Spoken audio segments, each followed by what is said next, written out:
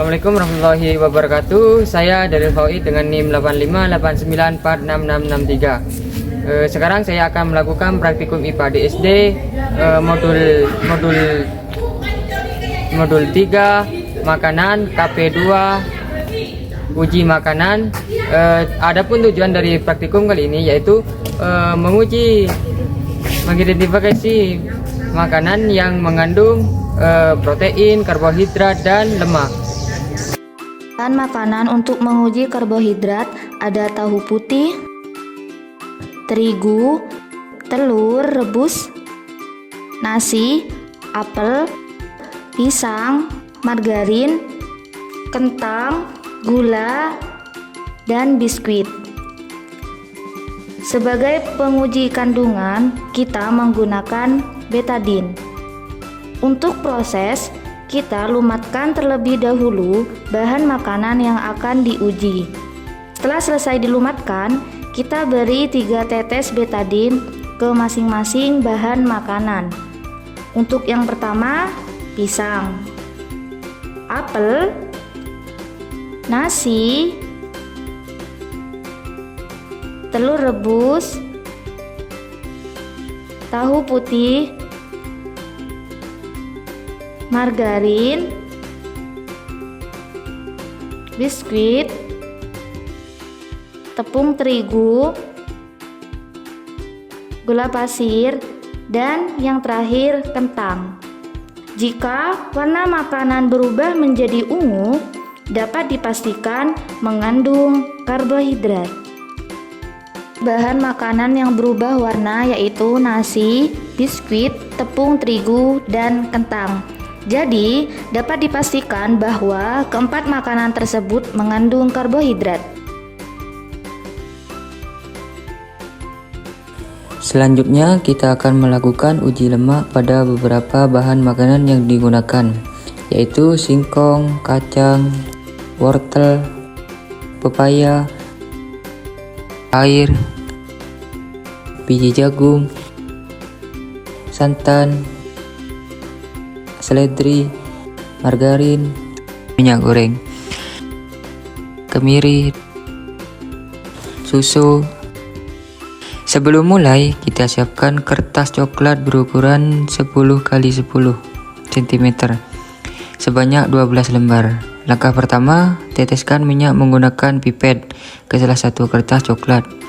Lalu, lakukan hal yang sama pada air sebagai pembanding. Untuk kemiri, gosokkan sedikit bagian kemiri ke permukaan kertas coklat. Untuk margarin, ambil sedikit margarin, letakkan di kertas, lalu ratakan dengan lembut. Kemudian, untuk bahan seperti singkong, kacang, wortel, pepaya, biji jagung, dan seledri, cukup dioleskan atau digosokkan perlahan di atas kertas coklat. Sedangkan untuk santan dan susu, kita teteskan beberapa tetes langsung ke kertas coklat. Setelah semua bahan ditempatkan, tunggu selama kurang lebih 10 menit agar hasilnya terlihat. Kita akan lihat satu persatu apakah bahan tersebut meninggalkan noda minyak atau tidak. Yang pertama, minyak hasil meninggalkan noda minyak. Ini karena minyak memang mengandung lemak murni. Selanjutnya, air. Tidak ada noda minyak yang terlihat karena air tidak mengandung lemak sama sekali. Berikutnya, kemiri. Setelah diuji, terlihat ada noda minyak, artinya kemiri mengandung minyak nabati. Kemudian margarin, sama seperti minyak, margarin juga meninggalkan noda karena margarin terbuat dari lemak nabati atau hewani. Berikutnya, singkong. Tidak meninggalkan noda minyak karena singkong lebih banyak mengandung karbohidrat, bukan lemak. Selanjutnya, santan. Terlihat jelas ada noda minyak. Santan memang mengandung lemak dari kelapa. Lalu susu. Susu juga meninggalkan noda karena mengandung lemak susu atau lemak hewani. Kemudian kacang. Nampak ada noda minyak karena kacang kaya akan minyak nabati. Selanjutnya wortel. Tidak ada noda yang tertinggal, berarti wortel hampir tidak mengandung lemak. Berikutnya seledri. Sama seperti wortel, seledri juga tidak meninggalkan noda minyak. Lalu pepaya. Sebenarnya pepaya mengandung sedikit lemak, tapi jumlahnya sangat kecil, jadi tidak meninggalkan noda yang terlihat jelas. Yang terakhir, biji jagung. Hasilnya meninggalkan noda minyak, karena biji jagung mengandung minyak jagung. Dari percobaan ini, kita bisa simpulkan bahwa bahan makanan yang mengandung lemak akan meninggalkan bekas noda minyak pada kertas. Sedangkan bahan yang tidak mengandung lemak tidak akan meninggalkan noda. Kita akan melakukan uji protein. Adapun bahan makanan yang diujikan yaitu air, daging ayam, roti, kangkung, telur rebus, tepung terigu, gula, tempe, seledri, dan air kapur. Ada juga bulu ayam sebagai kontrol atau pembanding. Untuk langkah yang pertama, kita siapkan lilin sebagai media penguji.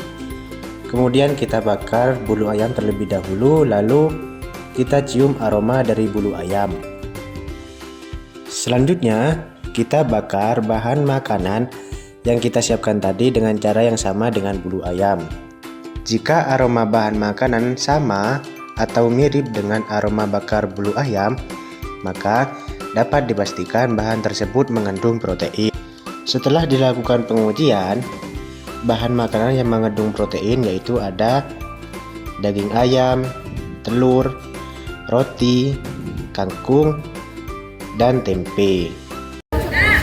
Dari hasil praktikum kali ini, makanan yang mengandung karbohidrat yaitu ada nasi, biskuit, tepung terigu, kemudian kentang.